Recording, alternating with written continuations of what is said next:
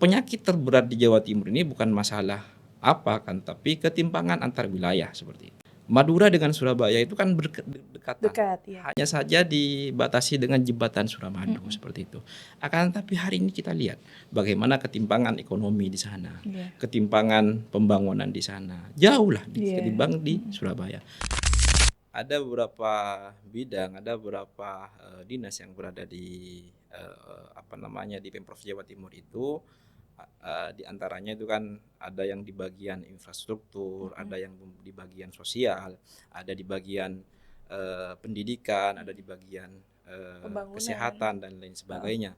Pertanyaan tadi, apakah OPD itu serius? Artinya ketika OPD di bidang A, bidang B sudah diberikan kewajiban seperti itu, maka ini sebuah kewajiban yang harus dijalankan, sehingga ketika tidak bisa menjalankan, maka kita sebagai anggota dewan yang notabene mempunyai kewajiban untuk mengawasi dan menganggarkan, itu mempunyai kewajiban untuk mengevaluasi, memberikan rekomendasi bahwasanya OPD ini tidak sesuai target.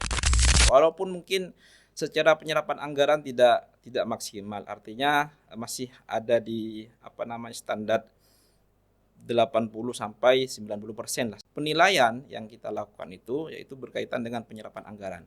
Dan penyerapan anggaran itu sendiri harus sesuai dengan aturan yang berlaku. Artinya anggaran-anggaran itu harus tepat sasaran.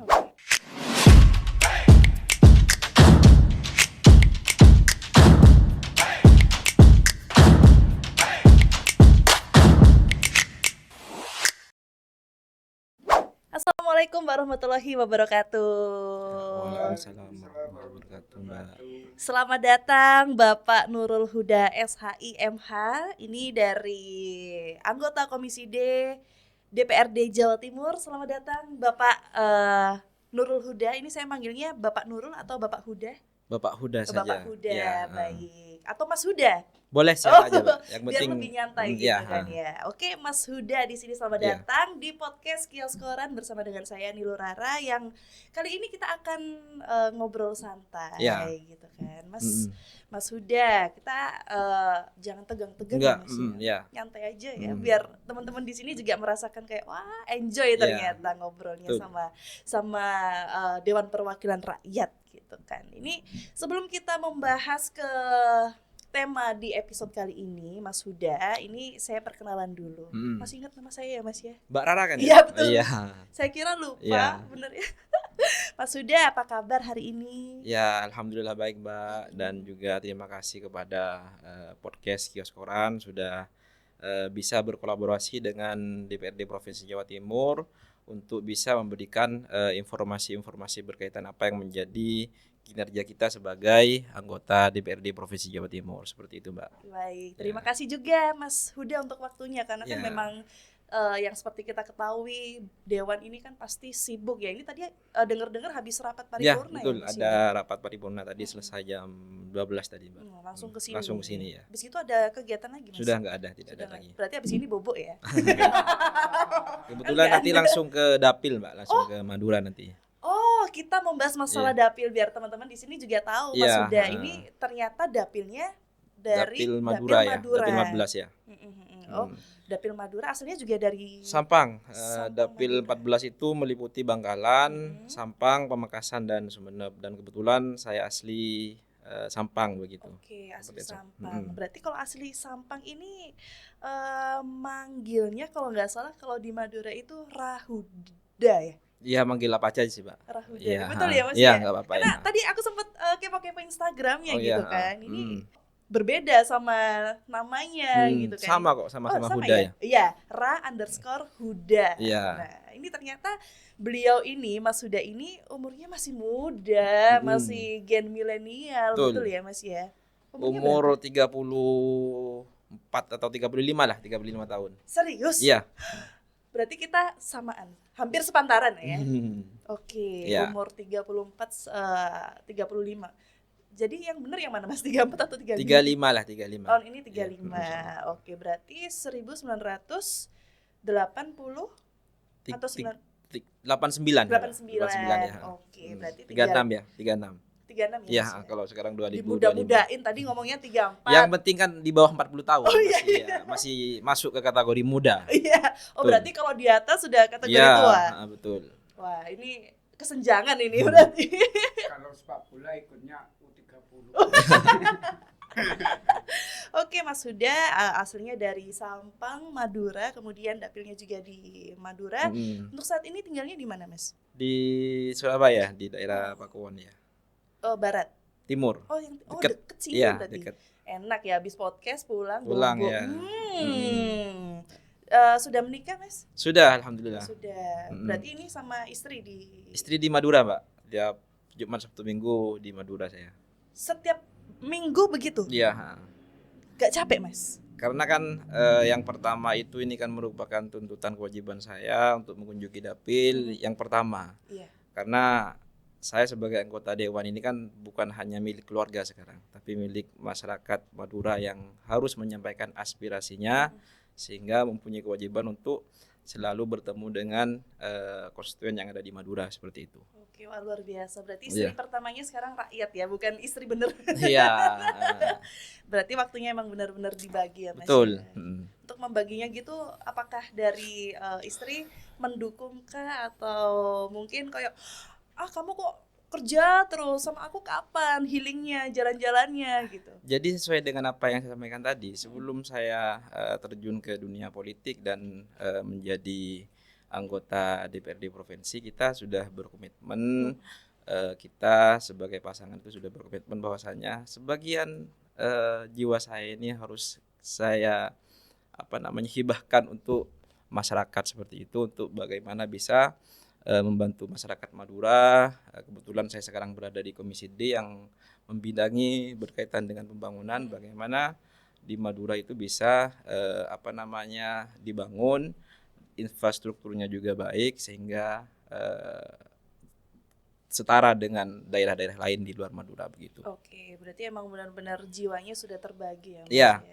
Kalau tidak ada komitmen nggak mungkin bisa, Pak. Iya, betul. Males-malesan gitu. Iya. Ini nggak ngomongin semuanya ya. Oke, Mas Huda, berarti setiap Jumat, Sabtu, Minggu itu sering selalu ada di Madura. Di Madura, terus Seninnya kembali kerja ke DPRD Jawa Timur sini. Oke. Baik itu rapat, kunjungan dan lain sebagainya begitu, Mbak.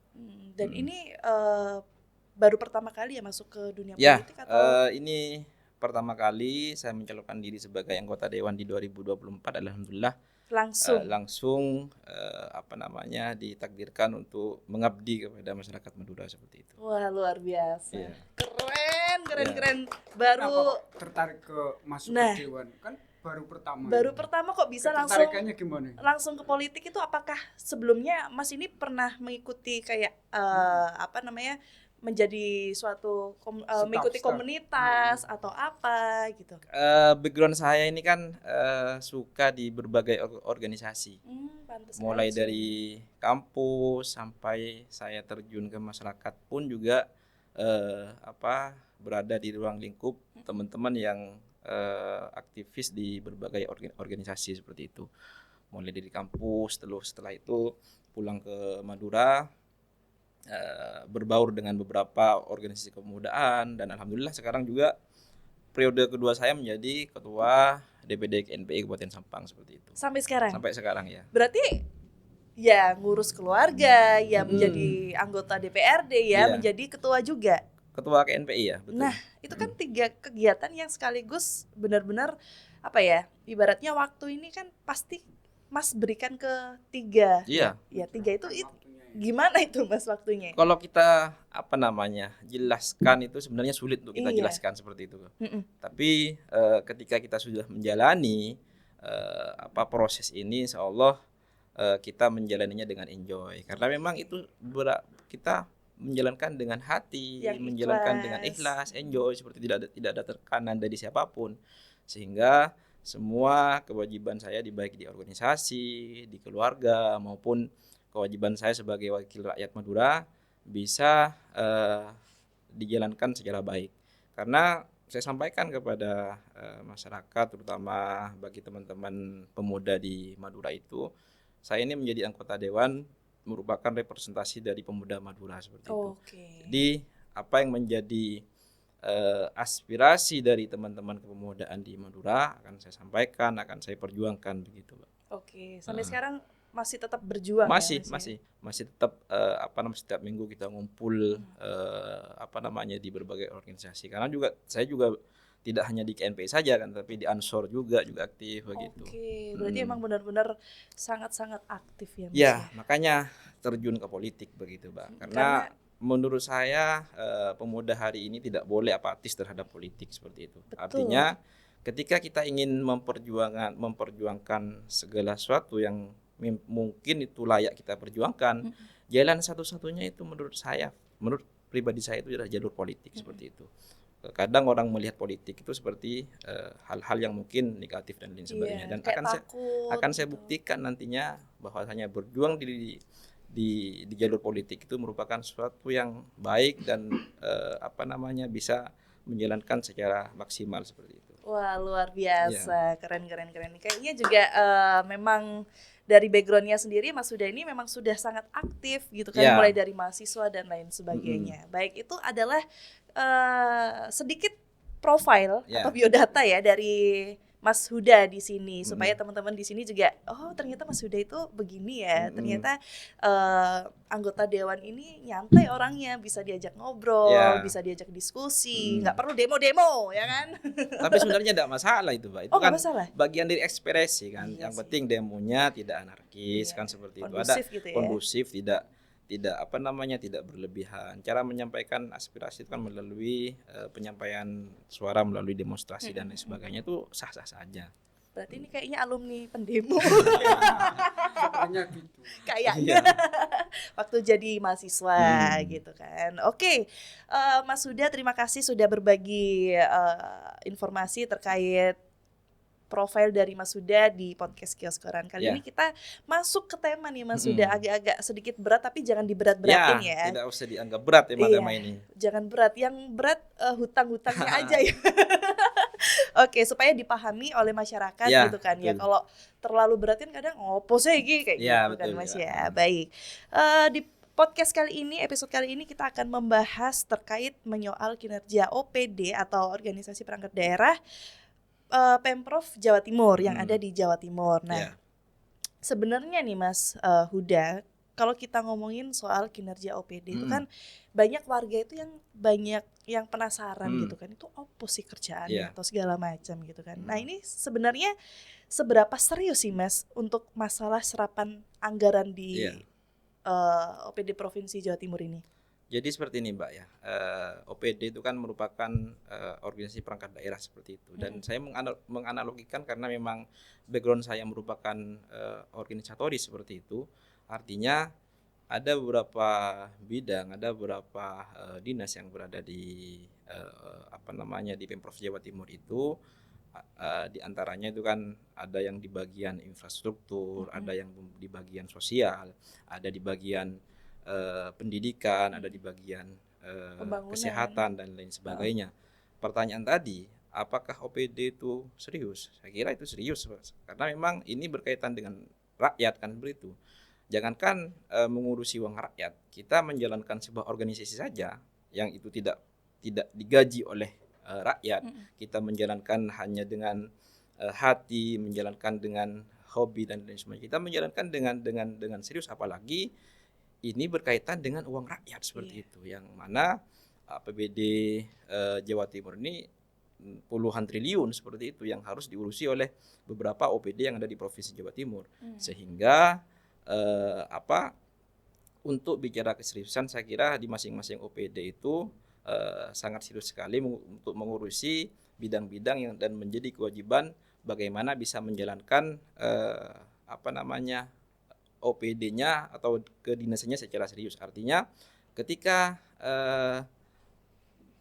OPD di bidang A, bidang B sudah diberikan kewajiban seperti itu, maka ini sebuah kewajiban yang harus dijalankan, sehingga ketika tidak bisa menjalankan, maka kita sebagai anggota dewan yang notabene mempunyai kewajiban untuk mengawasi dan menganggarkan, itu mempunyai kewajiban untuk mengevaluasi, memberikan rekomendasi bahwasanya OPD ini tidak sesuai target, OPD B tidak sesuai target, seperti itu, Pak. Oke, ini kalau misalnya dijelaskan sama Mas Huda sendiri, secara umum bagaimana sih penilaian dari Komisi D terhadap kinerja OPD yang ada di Jawa Timur sendiri? Ya, saya ini menjalankan tanggung jawab sebagai anggota Dewan per 31 Agustus itu sudah 1 tahun ya. Di tahun 2024 kemarin berarti ya? Karena saya dilantik itu pada tanggal 31 Agustus 2024 dan hari ini sudah tanggal 10 ya. Tanggal 10 1 sudah tahun lebih lah ya. 1 bulan 10 hari saya, Mbak, menjadi anggota jadi anggota Dewan Provinsi Jawa Timur.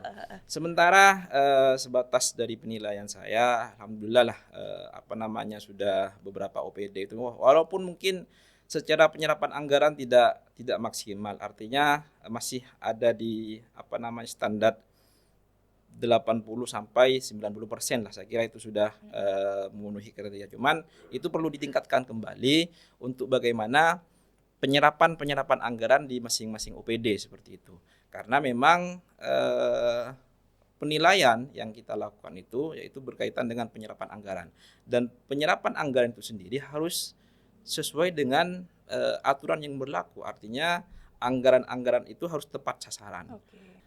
Penyakit terberat di Jawa Timur ini bukan masalah tapi ketimpangan antar wilayah seperti itu. Saya mengatakan demikian karena kita bicara Madura sekarang. Madura dengan Surabaya itu kan berdekatan. Ya. Hanya saja dibatasi dengan jembatan Suramadu seperti itu. Akan tetapi hari ini kita lihat bagaimana ketimpangan ekonomi di sana, ketimpangan pembangunan di sana jauh lah ketimbang di Surabaya. Sehingga pemerintah Provinsi Jawa Timur dalam hal ini eksekutif juga harus memikirkan bagaimana ketimpangannya tidak terlalu jauh seperti itu. Artinya tidak terlalu jauh antara Madura dengan Surabaya, antara Surabaya dengan Pacitan, antara Surabaya dengan daerah-daerah terdekat dari Surabaya itu sendiri, seperti itu loh, Mbak. Terus untuk sejauh ini Mas Huda, saya penasaran, apakah ada anggaran yang tidak terserap? Di tahun 2024 anggaran yang tidak terserap itu kan namanya Silpa seperti itu ya. Itu sebesar 4, sekian triliun seperti itu. Itu lumayan besar sekali. Dari anggaran 30-an triliun itu, anggaran yang tidak terserap itu sebesar 4, sekian triliun seperti itu. Sehingga memang ini menjadi catatan bagi kita di Indrapura, di anggota DPRD Provinsi Jawa Timur, untuk bagaimana di tahun 2025 itu tidak sebesar Silpa di tahun 2024 seperti itu. Sehingga apa yang saya sampaikan tadi, anggaran-anggaran itu bisa digunakan tepat sasaran, bisa digunakan sesuai dengan kebutuhan masyarakat Jawa Timur. Yang terbanyak mungkin kalau tidak salah data, mungkin dikoreksi nanti di rumah tidak layak huni yang harusnya mungkin sekian ribu, yang terbangun hanya sekian ribu seperti itu.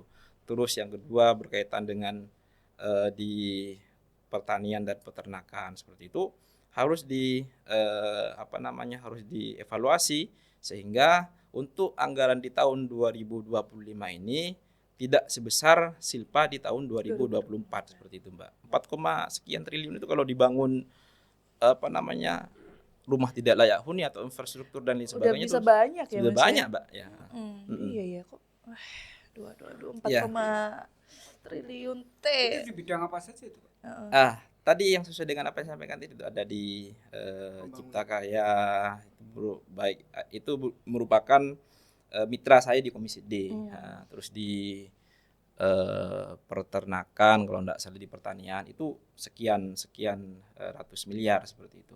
Dan itu menjadi bahan evaluasi bagi kita supaya ke depan di tahun 2025 itu Silpa yang dilakukan oleh eksekutif tidak sebesar di tahun 2024 kayak gitu.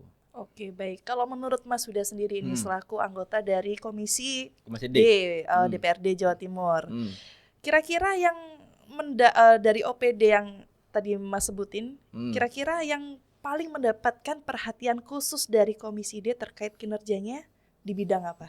Karena kebetulan saya berada di Komisi D, Mbak, yang terus mitra kerja itu merupakan tadi itu Dinas Perumahan Rakyat dan Cipta Karya, itu menjadi fokus pembahasan kita selama rapat itu adalah bagaimana penyerapan anggaran di Dinas Dinas Perumahan Rakyat dan Cipta Karya itu bisa menyerap anggaran semaksimal mungkin seperti itu. Artinya tidak menyerap anggaran itu kan tidak serta-merta menghabiskan kan, tapi harus tepat sasaran kan, begitu ya. Tidak layak huni di Jawa Timur ini, baik itu di Pulau Madura dan di wilayah-wilayah lain. Karena kemarin ketika saya rapat kerja dengan kepala dinas, maka ternyata masih lumayan banyak sekali data-data yang memang itu wajib dibantu oleh pemerintah Provinsi Jawa Timur seperti itu. Sehingga penyerapan anggaran di tahun 2025 berkaitan dengan rumah tidak layak huni itu bisa dilakukan secara maksimal. Karena memang untuk penyerapan di tahun 2024 kemarin, karena memang saya tidak mengikuti pembahasannya karena belum jadi dewan. Jadi waktu itu jadi apa, Mas? masih jadi aktivis di berbagai organisasi begitu. Belum jadi dewan berarti ya.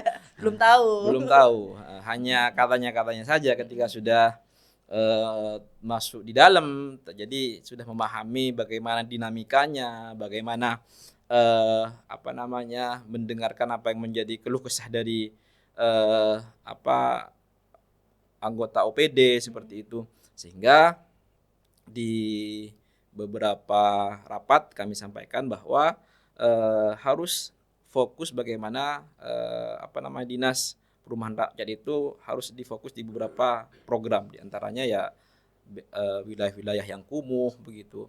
Terus selanjutnya rumah tidak layak huni harus menyelesaikan beberapa PR yang harus memang betul-betul diselesaikan oleh OPD terkait seperti itu, Mbak. Oke, tadi kan banyak datanya yang salah, terus letak geografisnya. Solusinya apa, Pak, yang diberikan Dewan kepada OPD? Solusi kita itu kan sebenarnya kalau memang OPD itu betul-betul serius ingin menjalankan program yang sesuai dengan visi misi gubernur dan wakil gubernur terpilih, maka data itu sebenarnya permasalahan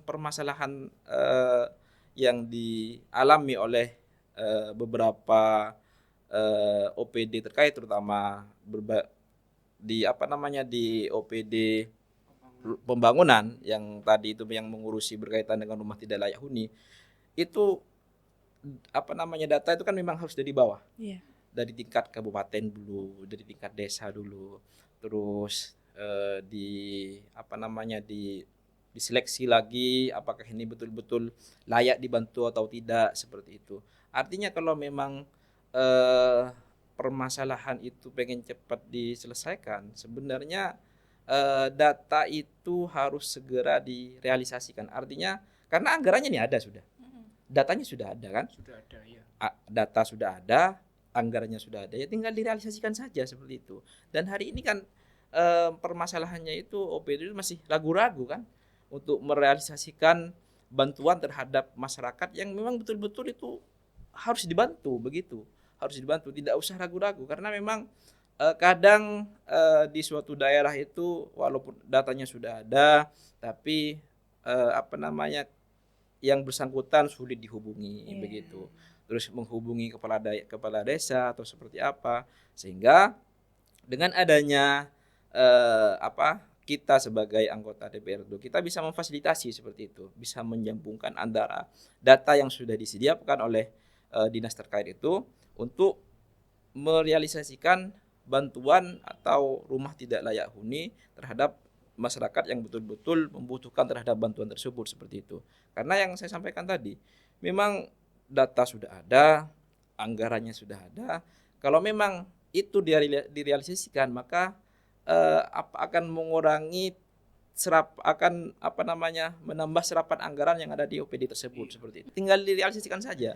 Tidak usah harus menunggu administrasi A, administrasi B seperti itu. Itu sampai roboh nanti rumahnya. Iya, benar-benar. Yang awalnya bantuannya hanya sekian juta, ketika sudah nunggu lama-lama maka akan menambah lagi, kan kurang sudah. Iya. Itu tadi berarti salah satu tantangan atau mungkin kendala utama yang dihadapi oleh OPD. Apakah ada kendala lagi Mas yang paling utama ya? Kenapa kok bisa OPD ini kinerjanya mungkin masih yang tadi Mas udah katakan masih ragu-ragu tadi tuh loh Mas. Keraguan-raguannya itu kan kalau menurut hemat saya kan seperti ini. Keraguannya itu kan yang pertama karena ini berkaitan dengan uang, mereka berhati-hati seperti itu. Uangnya ya bukan uangnya sendiri, ini uangnya rakyat. Banyak gitu orang kan. nanti di demo nanti. Ketika sudah ketika ini uangnya sudah ada, mereka masih ragu-ragu seperti itu. Bagaimana cara penyerahan anggaran tersebut seperti itu yang saya kira menurut hemat saya mengapa beberapa OPD itu masih ragu-ragu untuk merealisasikan bantuan-bantuan yang memang dananya sudah ada seperti itu. Karena memang mereka itu kan ini kan berkaitan dengan uang. Uang ini uang rakyat seperti itu, mereka berhati-hati. Saya maklumi, cuman ya jangan terlalu lama juga kan begitu ya. Kalau umpamanya tidak ada unsur kehati-hatian ya perlu kita pertanyakan juga. Ini sudah kehati-hatian juga jangan keterlaluan. Iya, jangan keterlaluan. Ojo suwi-suwi. Rakyat ini menunggu bantuan dari pemerintah seperti itu. Benar. Nanti akhirnya yang disalahkan dewan. Yang disalahkan malah dewan karena mereka di sana kan tidak tahu prosedurnya seperti apa gitu. Kita ini kan bukan eksekutif seperti itu ya. Yang mengeksekusi semua anggaran itu kan berada di eksekutif, artinya ya ada di OPD, di gubernur dan lain sebagainya. Kita ini kan hanya mengawasi saja bagaimana kinerja OPD itu supaya anggaran dari pemerintah itu tepat sasaran kepada masyarakat. Itu yang kita awasi selama ini. Sehingga masyarakat itu bisa menikmati apa yang menjadi haknya mereka. Mereka membayar pajak dan uangnya juga kembali kepada mereka seperti itu. Wah, itu yang ditunggu-tunggu sebenarnya. Iya kan. Oke, ini tadi kan yang Mas Huda ceritakan itu ternyata PR-nya itu kan banyak sekali gitu kan ya Mas ya. Nah, mungkin di tengah banyaknya PR ini apakah ada kabar baik juga nggak dari OPD-nya sendiri? Kabar baiknya seperti ini, baru saja kemarin kita sudah mengesahkan APBD di tahun 2025 seperti itu. Artinya perubahan anggaran di tahun 2025 ini banyak sekali sesuatu yang memang hal-hal yang memang menjadi kabar gembira bagi masyarakat seperti itu. Artinya anggaran yang sebelumnya itu tidak terlalu bermanfaat, maka kami sebagai anggota dewan itu mengalihkan anggaran itu menjadi sesuatu yang bermanfaat bagi masyarakat seperti itu. Dan nanti kita sampaikan sesuai dengan dapil kita masing-masing, karena di masing-masing dapil itu tidak sama kebutuhannya. Kalau di dapil Madura kebutuhannya ini, di dapil Surabaya kan tidak sama dengan di dapil Madura, di dapil Surabaya juga tidak sama dengan di dapil yang lain, sehingga banyak sekali perubahan anggaran nomenklatur yang kita rubah, sehingga itu nantinya semoga saja dalam perubahan anggaran itu bisa bermanfaat kepada masyarakat Jawa Timur khususnya seperti itu. Amin, amin. Bisa dirasakan bersama-sama. Gitu kalau kan. di anggarannya dirubah, kalau nggak diserap, langkahnya dewan gimana? Perlu kita evaluasi nantinya. Karena itu menjadi tugas kita. Tugas kita ini kan pengawas, mengawasi segala kebijakan-kebijakan yang memang itu yang sudah dilakukan oleh eksekutif seperti itu. Kalau memang itu tidak dilaksanakan, kita sudah mengagendakan rapat siang malam bagaimana anggaran itu tepat sasaran, bagaimana anggaran itu memang betul-betul dirasakan oleh masyarakat seperti itu. Kalau umpamanya itu sudah kita laksanakan, karena memang yang melaksanakan anggaran itu adalah OPD oleh eksekutif, sehingga OPD itu berkewajiban untuk merealisasikan anggaran sesuai dengan ketentuan, sesuai dengan hasil yang telah dirapatkan dengan kami sebagai anggota dewan seperti itu. Baik, seperti itu ternyata ya. Saya baru tahu juga ini. Oke. Ini pertanyaan selanjutnya ini mengarah ke agak sedikit mengerikan ya, anggaran. Tapi sebelum itu, monggo Mas kalau mau diminum, takut nanti saya takut keselak. Saya minum dulu Pak ya. Monggo. Saya juga dari tadi sebenarnya haus ini. Anggaran ki ngeri-ngeri sedep. Benar, makanya itu sebelum kita membahas anggaran, minum dulu. Makanannya nggak ada nih Mas? Ya. Sebenarnya kan di Jawa Timur gini Mbak, di Jawa Timur kan penuh keterbukaan, tidak ada yang ditutup-tutupi. Semuanya kalau kita pengen tahu anggaran Jawa Timur itu berapa, diperuntukkan untuk apa, semuanya bisa dibuka sekarang dengan HP, bisa dilihat di websitenya Pemprov Jawa Timur, semuanya ada. Artinya masyarakat Jawa Timur tidak perlu ragu anggarannya dikemanakan seperti itu, karena hari ini memang suasananya lagi sensitif berkaitan dengan anggaran gitu. Itu memang yang diharapkan masyarakat. Iya, saya pengen keterbukaan. Benar, tadi juga sudah disampaikan ternyata bisa diakses ya, dan kita pun juga tahu ya Mas ya, semuanya, apalagi besar punya, yang kecil saja bisa ini kan, iya, iPad-nya bisa dibuka seperti itu. Oke, saya pengen tahu ini biasanya target ideal dari serapan anggarannya itu biasanya berapa persen sih Mas? Ya, targetnya sih 90-95% itu sudah ideal Mbak. Cuman kan rata-rata dari tahun ke tahun itu kan masih mencapai 87, 85, mentoknya itu 90% begitu. Itu banyak dari anggaran-anggaran yang tidak terserap itu kan berkaitan dengan mungkin ada belanja modal begitu. Terus yang kedua berkaitan dengan kalau di kita sendiri ada beberapa anggaran seperti ATK itu yang kurang bermanfaat, itu tidak perlu digunakan, sehingga kita alihkan ke tahun berikutnya seperti itu. Tidak semua anggaran di Provinsi Jawa Timur itu kan sekian puluh triliun, 30 sekian triliun kan begitu. Kalau semisal itu digunakan semua, karena memang ada anggaran nanti yang mungkin untuk bencana dan lain sebagainya seperti itu. Kalau umpamanya di tahun ini alhamdulillah tidak ada bencana, kan menjadi silpa itu Pak, kan begitu. Benar. Alhamdulillah. Iya. Ojo lah. Ya, semoga aja tidak. Semoga kita semua dalam perlindungannya Allah. Amin. Oke, Mas Huda tadi nyenggol-nyenggol masalah belanja modal, ya kan? Ini dengar-dengar ada usulan juga nih supaya belanja modal di tahun 2026 ini naik ke angka 20% gitu kan. Nah, menurut DPRD sendiri bagaimana? Menurut saya kan memang usulan dari kita untuk belanja modal di tahun 2026 itu naik menjadi 20% ya. Itu bagus sekali karena memang per hari ini masih sekitar 15 sampai 17% ya. Kalau naik menjadi 20% itu berarti ada tambahan sekitar 1,3 triliun ya kalau tidak salah. Dan itu diperuntukkan untuk infrastruktur. Karena memang kebutuhan masyarakat untuk melancarkan proses proses percepatan pembangunan, proses pemulihan ekonomi itu kan berawal dari infrastruktur begitu. Dan infrastruktur itu kan tidak hanya sebatas jalan, tidak hanya sebatas bangunan, tapi kan infrastruktur berupa internet. Itu kan merupakan infrastruktur juga yang memang itu harus diperhatikan juga oleh pemerintah seperti itu, Mbak. Oke, baik. Ini kalau misalnya tadi kita ngobrolin tentang OPD ya Mas ya, kan ada beberapa OPD itu yang tadi Mas katakan masih ada ibaratnya kalau kurang sih ya bukan kurang sih, maksudnya ada minusnya gitu kan. Nah, kalau misalnya ada OPD yang gagal capai target Mas, itu sebenarnya ada sanksinya atau enggak sih? Sebenarnya sanksi dari OPD ketika tidak sesuai target kan apa yang saya sampaikan tadi ini kan. Di Provinsi Jawa Timur tidak hanya sebatas anggaran saja yang ada keterbukaan seperti itu. Kinerja OPD itu juga ada keterbukaan begitu kan. Artinya ketika sudah kita melihat dari kinerja OPD ini kan yang pertama karena itu dilihat di kasat mata, itu serapan anggaran.